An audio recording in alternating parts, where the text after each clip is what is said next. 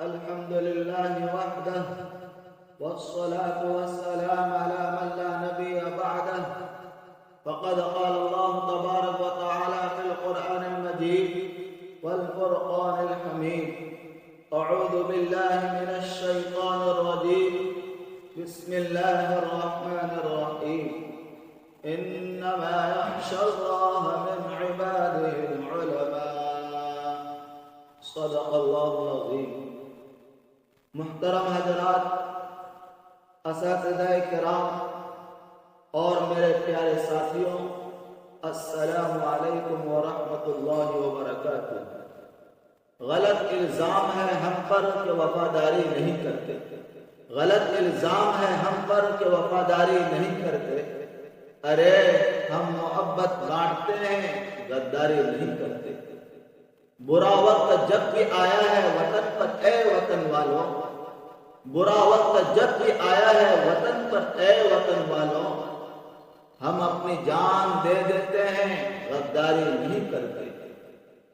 میرے دوستو، میں جشن یوم جمہوریہ کے اس موقع پر چند باتیں آپ کے سامنے عرض کرنا چاہتا ہوں. آپ سب بحسن خوب واقف ہیں کہ آج ہم سب یہاں پر اپنے وطن عزیز کا 18واں جشن یوم جمہوریہ منانے کے لیے جمع ہوئے ہیں، اور ہندوستان کی تاریخ میں یہ جشن یوم جمہوریہ 1950 سے بڑے دھوم دھام سے منایا جاتا ہے. محترم سامعین و سامعات، ہمارے ملک کو آزاد کرانے کے لیے خصوصاً علماء کرام اور عموماً تمام مذاہب کے لوگوں نے بہت جد و جہد کی، اور 15 اگست 1947 کو ہمارا ملک آزاد ہو گیا. لہذا ہمارے ملک کو بہتر بنانے اور بہتر طریقے سے چلانے کے لیے ایک دستور اور ایک آئین ضروری تھا، کیونکہ یہاں پر مختلف مذہب کے ماننے والے اور مختلف زبان بولنے والے لوگ رہتے ہیں.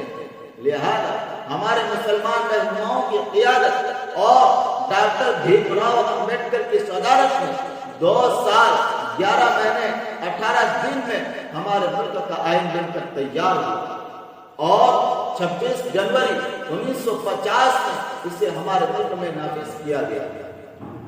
اس لیے ہم سب اس تقریب کا اہتمام کرتے ہیں، اور ہمارے اسلاف نے وطن عزیز کی خاطر اپنی جانوں کا نذرانہ پیش کیا ہے، تن من دھن سب کچھ قربان کر دیا. اس لیے ہم سب ان کی یاد میں گیت اور تقریر وغیرہ پیش کرتے ہیں. لہذا ہمارا فرض بنتا ہے کہ ہم ان تمام قربانیوں کو ضائع نہ کریں، بلکہ ہمارے ملک ہندوستان کو ہر طرح کی رشوت خوری اور ہر بری چیزوں سے پاک و صاف رکھے. میرے دوستو، ہمیں اس بات پر فخر ہے کہ ہمارا ملک ہندوستان تمام جمہوری ملک میں سب سے بڑا جمہوری ملک ہے. ہمارے ملک کے آئین کے تحت تمام باشندگان وطن کو مذہبی آزادی فراہم ہے. ہر شخص اپنے دین و مذہب، مسلک و منہج اور ریتی رواج کے مطابق زندگی گزارنے میں خود مختار ہے. مگر افسوس اور افسوس کے ساتھ یہ بات کہنا پڑ رہا ہے کہ آئین ہند کے مطابق حلف لینے والے ارباب اختیار اپنی طاقت کا غلط استعمال کر کے ملک کے آئین کی دھجیاں اڑا رہے ہیں. دلتوں پر ظلم و ستم، عیسائیوں کے چرچ کے عملے، مسلمانوں کی مسجدوں، مدارسوں، مکاتبوں، خانقاہوں اور وقف جائیدادوں پر ناجائز قبضے کر کے آئین ہند کی مخالفت کی جا رہی ہے، اور مسلمانوں کے ساتھ سوتیلا رویہ اختیار کر کے یہ ثابت کیا جا رہا ہے کہ مسلمانوں کا اس ملک میں کوئی حق نہیں. دارالعلوم دیوبند کے فرزند ارجمند استاد حدیث حضرت مولانا سلمان صاحب جو پوری نقش بندی دامت برکاتہ العالیہ کی زبان و قلم سے نکلے چند کلمات آپ کی گوش گزار کر کے اپنی بات ختم کرنا چاہتا ہوں. آج سے 70 سال پہلے، آج سے 70 ایئر سے پہلے ہمارے قائد مجاہد ملت حضرت مولانا حفظ الرحمان ہروی رحمۃ اللہ علیہ نے پارلیمنٹ میں کہا تھا کہ آج اگر اس سرزمین پر گاندھی جی، جواہر لال نہرو اور سردار پٹیل کو کوئی حق حاصل ہے تو وہی حق حضرت مولانا حسین احمد مدنی رحمۃ اللہ علیہ، حضرت مولانا مفتی کفایت اللہ دہلوی رحمۃ اللہ علیہ، حضرت مولانا حفظ الرحمان ہروی رحمۃ اللہ علیہ کو بھی حق حاصل ہے، اور ان کے حق کو کوئی چھین نہیں سکتا۔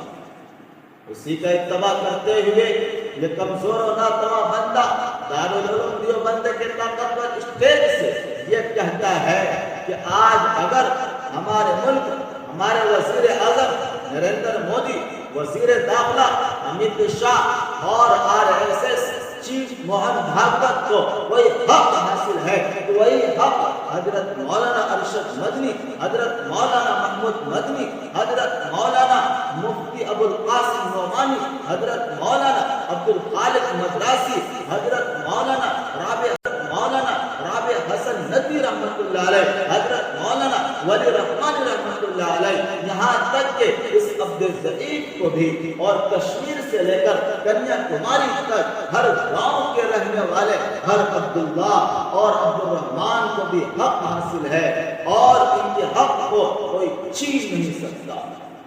تو آئیے میرے دوستو کہ ہم سب عہد کریں کہ اپنے آپ کو اس مقام تک لے کر جائیں گے جہاں فرد کی ترقی کے ساتھ ساتھ ہمارے ملک کا نام بھی روشن ہو۔ وآخر دعوانا الحمدللہ رب العالمین۔